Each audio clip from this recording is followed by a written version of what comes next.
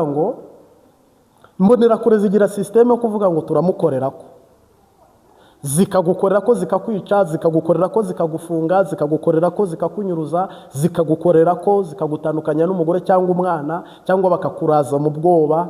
Uyu munsi wa none ubu tuvugana wowe Reverend Kuriyo byahindutse, ikubise umukeba bayirenzaga urugo, ariko iriya mwabakubitishaga abo mwakoreyeho arabo kuri arabo mwarenganyije, nawe bagiye kugukoreraho, nawe ugiye kugukoreraho.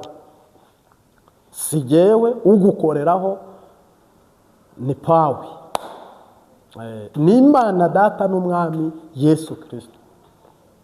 Nta kintu kitagira iherezo, ariko ibi byo bishyizweho iherezo. Nta kintu navuga musigaranye gukora uretse kuvuga ngo nukuyamanika, nta kindi. Kandi ntago mwayamanika ngo muragumaho, oya. Ariko Reverend Kuriyo, ubu butumwa n'ubwawe, n'inzu yawe, n'abana bawe, n'abana bawe. Imana yo imanuwe no kubakoreraho namwe ubwanyu, kandi nta kinyoma kirimo, kandi si ukwirarira, ntabwo ari ugushyushya inkuru, si urugamba, ntabwo ari guhangana. Bimwe Mbayahaga yagiraga n'abandi bo mu Rwanda, ariko buno yabonye akazi, nabonye atakiboneka cyane, kandi nibyo yaramaze iminsi avuga. Mbabwize rero ukuri, abamaze kunamuka, abamaze kwiheba, ngo Imana ngo ubuse koko irabikora, ngo ese ubu koko birashoboka, ngo ese ubu koko ngo nta kwibehenda, nta kwibeshya kurimo. Uhoraho, nkurahiye Uhoraho, utajya ruswa, utitiranya amazina, utirarira, udaca amahera, udatumwa n'abantu, udatinya abantu, uyu niwe wimitse, ariko ni nawe wimuwe, ni nawe wimuye. Umutwe si isanduku nyine. Hakorwa iki, bigenda gute, bakinda bahagaze bagaramye umuhisi Pierre Nkurunziza? Ntabwo hano muhambuka, oya. Ntabwo muri bwambuke iki kiraro, ntabwo muri bujabuke, koko Uhoraho yamaze kubrokinga, oya. Kandi ntacyo gukora gihari. Kandi mwe mwamaze kubaka systeme ngo mufashanye, iri shyaka ribe rimwe rikomere, Burundi bwose bujye mu ishyaka rimwe.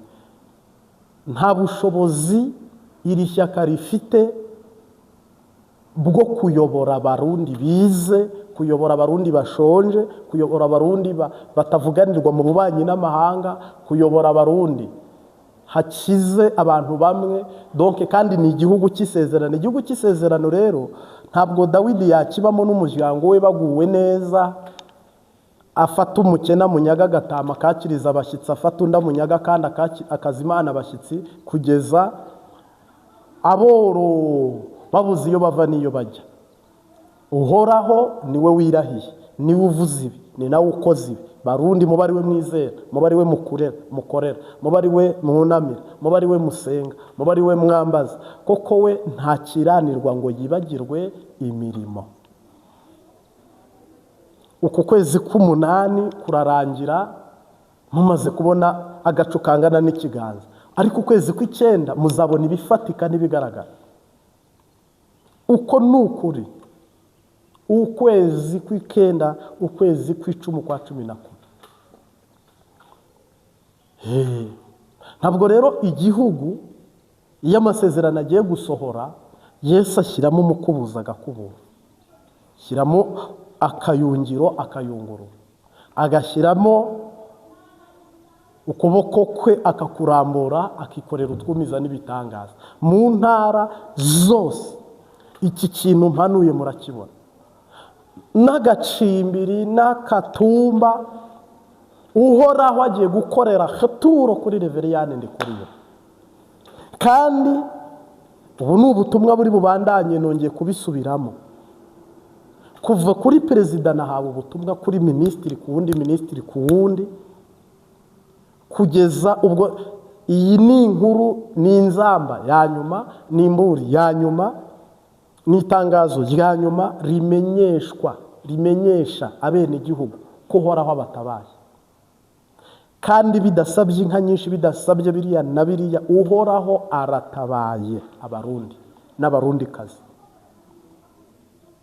Ntabwo CNDD-FDD yo yari yiyubatse koko yashyizemo amahera menshi, nibyo igihugu irakinyunyuza iriyubaka, ariko ko mubatse ibintu bene igihugu badafitemo inyungu, bisenyukiye mu biganza byanyu. Kugira umubumbyi ibumba inkono ihombera mu biganza bye, niko n'iri rihombye. Kandi mbivuze iyi tariki, ubuhanuzi bwose natambukije mu bukurikirane, bimwe mwarabibonye muranashima, ariko sigi mushimira Imana ije gutabara.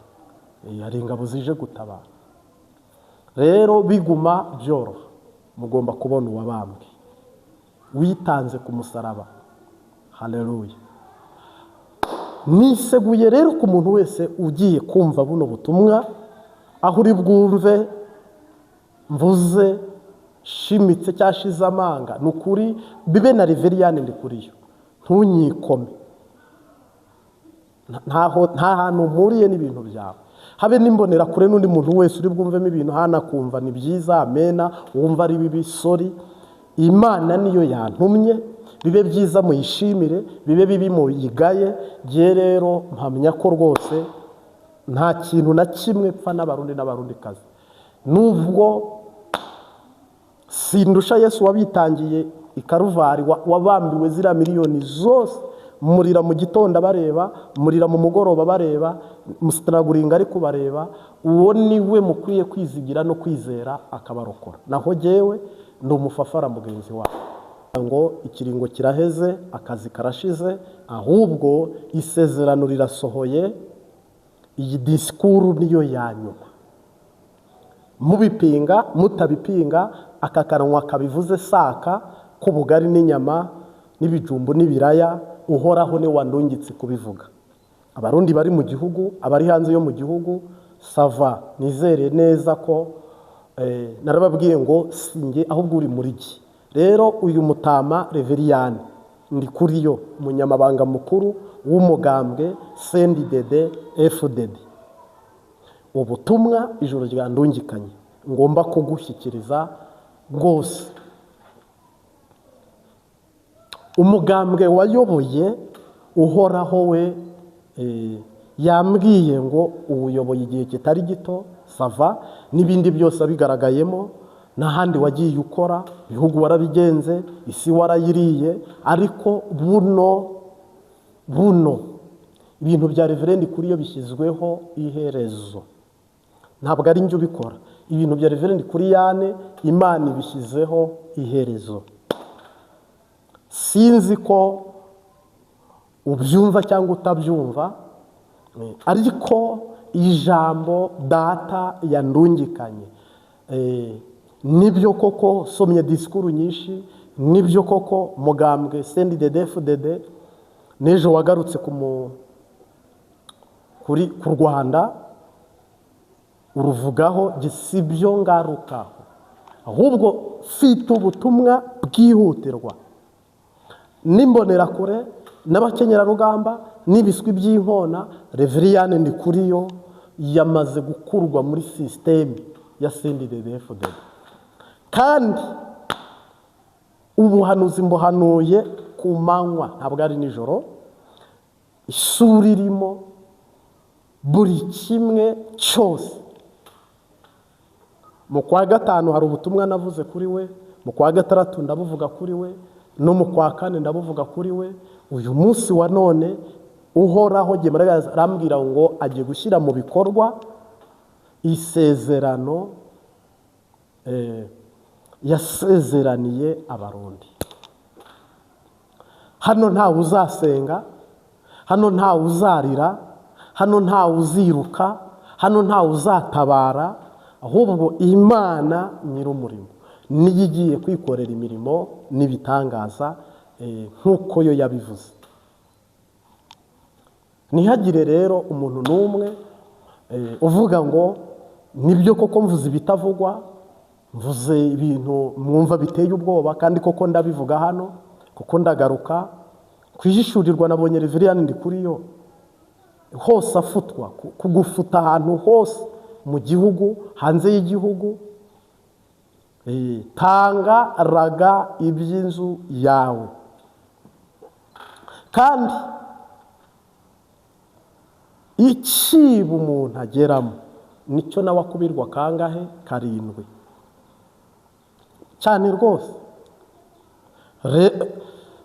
Drone yo kukwica ikuriho, amaboko yo kukuboha akuriho,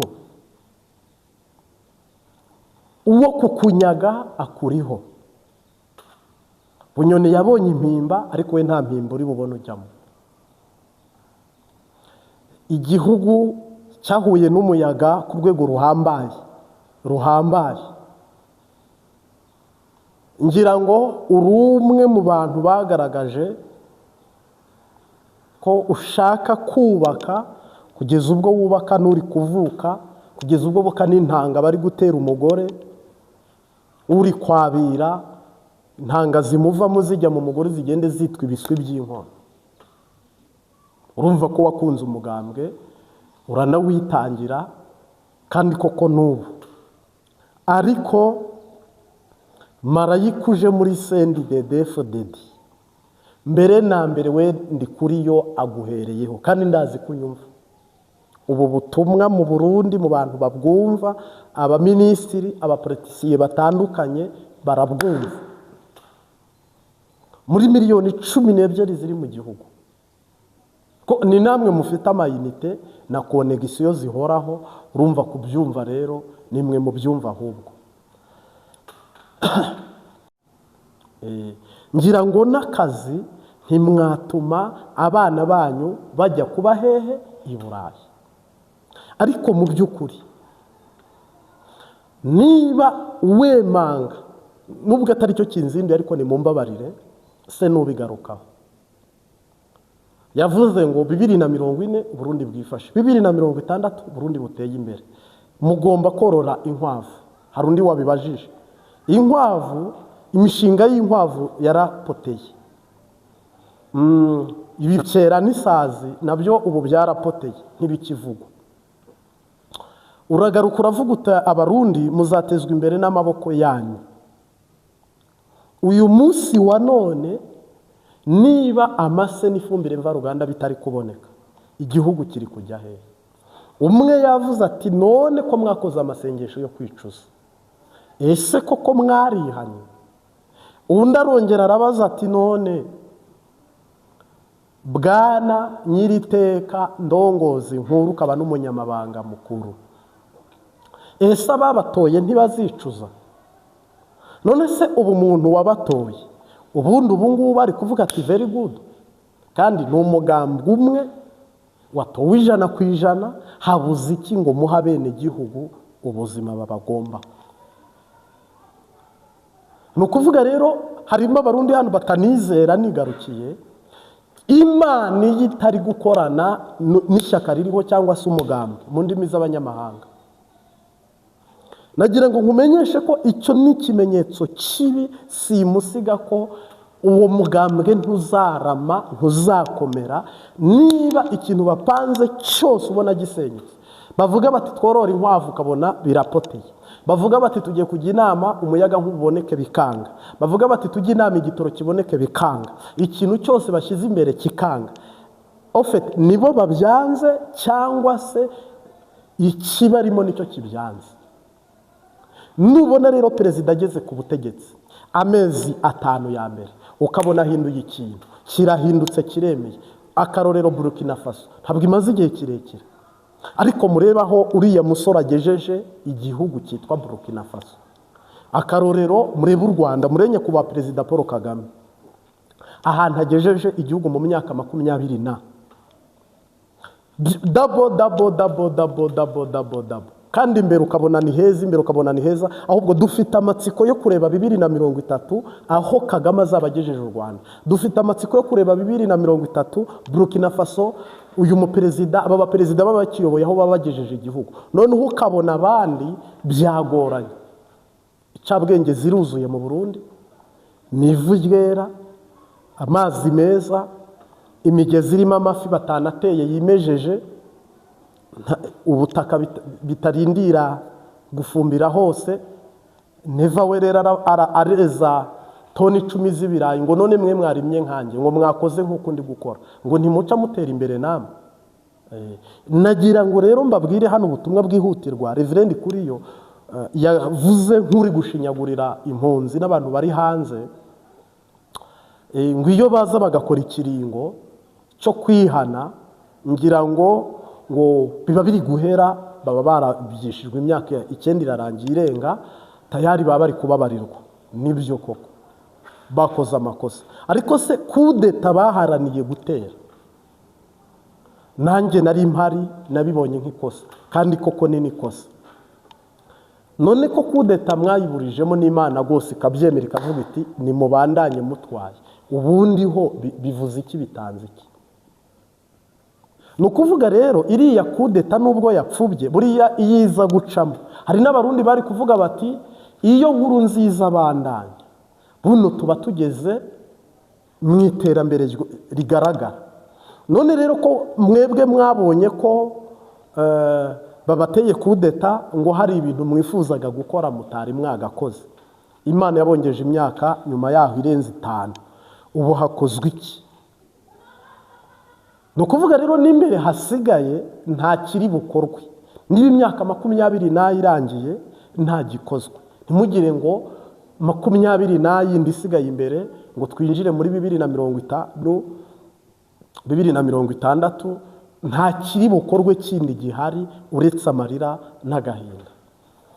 Rero ntabwo ari bwo butumwa bwanzinduye. Giye Mareka yambwiye ngo ni intangazo, ritangazo nditangariza abarundi bose, abari mu gihugu no hanze y'igihugu, uhereye ku ndongozi.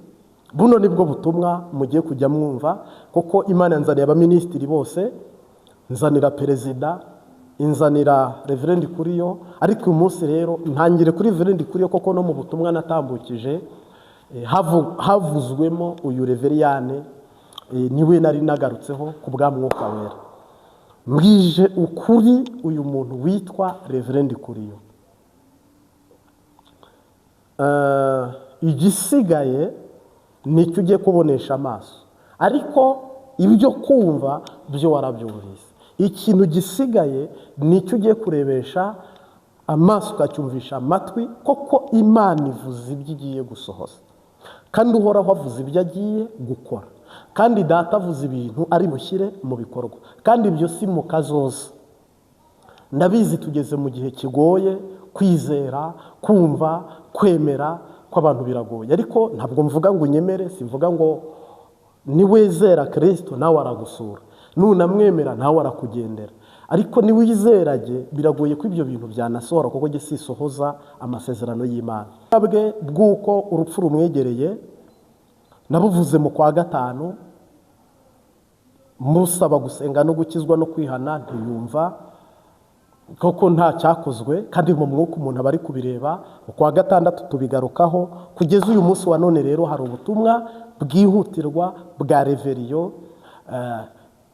Nagira ngo mbabwize ukuri cyangwa se tuganire, ibi ni iby'imwemu, ibi ni iby'umwuka.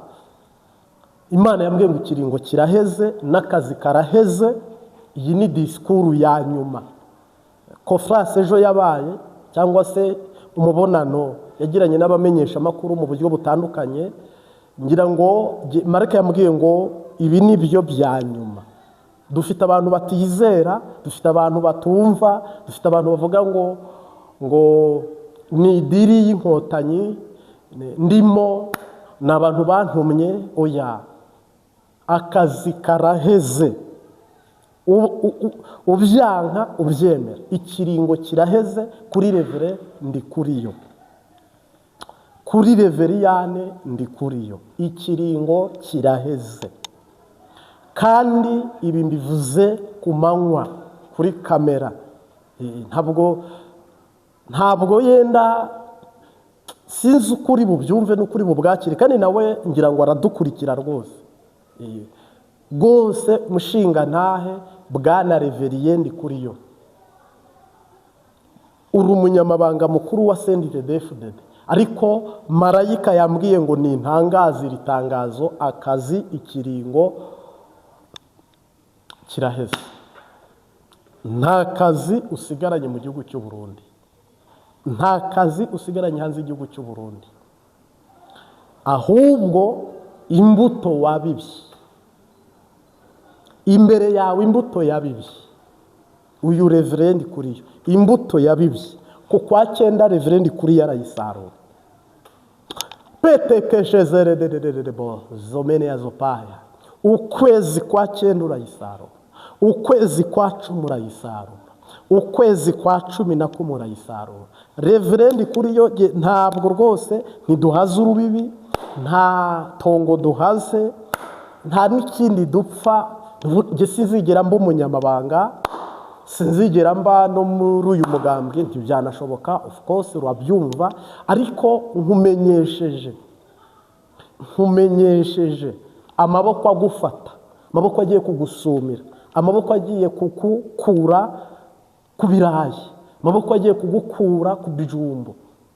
Mutama wanditse amateka ugira ibigwi, barashwe 9 uhora warakurokora, wazengurutse warariye uburozi, ujya hanze urivuza hatandukanye mu buryo butandukanye, ariko uyu munsi wa none nubu butumwa ntangarije abagukunda, kuko mu isi Imana iracyavuga, mu isi haracyari umuhanuzi witwa Yesu, mu ndogobe ziwe akoresha uko agomba nuko ashaka.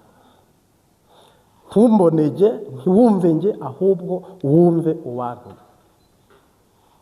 Ngira ngo ejo jewe nta nubwo ndananenga disikuru ejo washyize mu bamenyesha amakuru, biriya bintu nk'umugabo w'ijunja n'ijambo, ariko si byo fatiyeko, ariko mu by'ukuri washinyaguriye abarundi bene wanyu.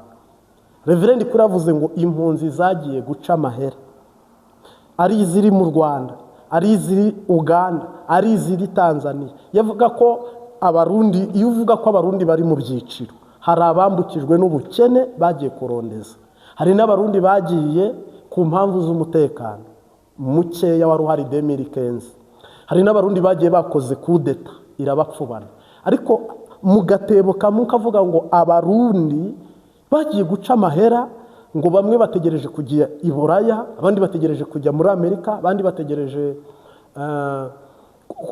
guca amahera ahantu hatandukanye hariho hose. Ntabwo iryo jambo rihumurije impunzi. Nge sindi impunzi, ariko mpamya ko impunzi yaza kumva iki kiganiro cyawe, nukuri nta cyizere yakugirira nk'umubyeyi ufite ikigongwe, nk'umunyamabanga mukuru w'umugambwe mukuru uhagarariye inyungu z'igihugu cyose. Vrema bigaragara ko ashobora no kuza kunamira inkota cyangwa akayipfukamira, icyo atacyemera akagumiyara, kuko ntabwo bose bakoze ibyaha abarundi bose. Icyo ni kimwe. Reverend Ndikuriyo aragaruka aravuga ngo izi mpunzi ziri hanze, koko ni umunyamakuru wari ubimubajije, yemeza ko izi mpunzi bazihedurwa gutaha zo nizo zitabishaka, koko zishaka kujya muri Canada. Uburayi ni bwiza kamemu, Amerika ni nziza birumvikana, ariko Uburundi bubaye bwiza, nta murundi wakifuza kujya kubaho agura visa, kujya kubaho bamwita umwirabura. Donc nuko nta yandi mahitamo asigaranye. Umurundi wagiriye ubuzima bwiza mu gihugu, nk'ubu Reverend Ndikuriyo bakubwiye ngo ujye kuba muri Canada, mpamya ko utajya kubayo, ariko hagize impamvu iba ituma uhunga, ngira ngo warara ugiye. Hagize impamvu iba ituma abana banyu bajya kubayo, ku mpamvu Uwiteka bintarura mu magarara, ngo bishyiraho datari muganyiri ibyo nyenye byose, mu bihe by'umubabaro bimpumuriza umutima, sindubukana bw'umwanzi mu bihe byiza byo gusenga. Ibihe senga Uwiteka binyemeza yuko asubiza, ategereje abana be ngo bamusanga bakenure. Ndamwihereje rwose ubu kuko yampamagaye ubwe, niringiye bwa buntu bwe nogeze ibihe byo gusenga. Guhora senga Uwiteka kujya kumara umubabaro, kugeza aho nzagera iwe mwirebere ngeze mw'ijuru. Niyambuye umubiri upfa, nambaye kudapfiteka, ubwo nibwo nzasezera mu bihe byiza byo gusenga. Niyambuye umubiri upfa, nambaye kudapfiteka, ubwo nibwo nzasezera mu bihe byiza byo gusenga.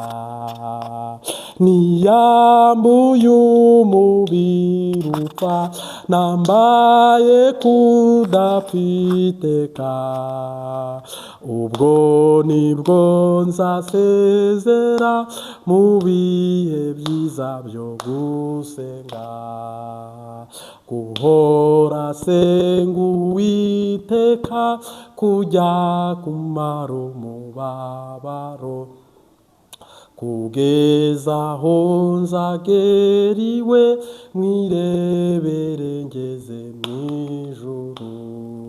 Niyambuye umubiri upfa, nambaye kudapfiteka, ubwo nibwo nzasezera mu bihe byiza byo gusenga.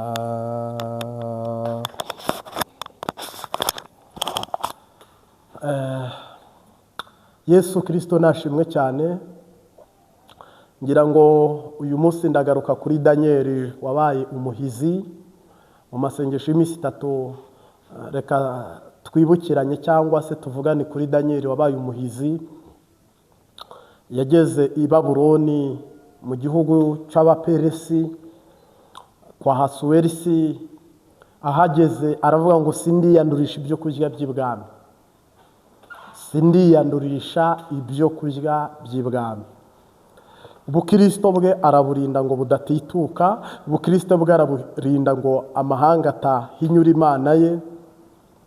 Buriya bwari ubwami bukomeye bwafataga abantu bukabica, bagafata amaraso bavomye mu muntu wapfuye bakayavanga n'inyama bakabigaburira abantu bose bakora mu cyo nakita perezidanse y'ubu.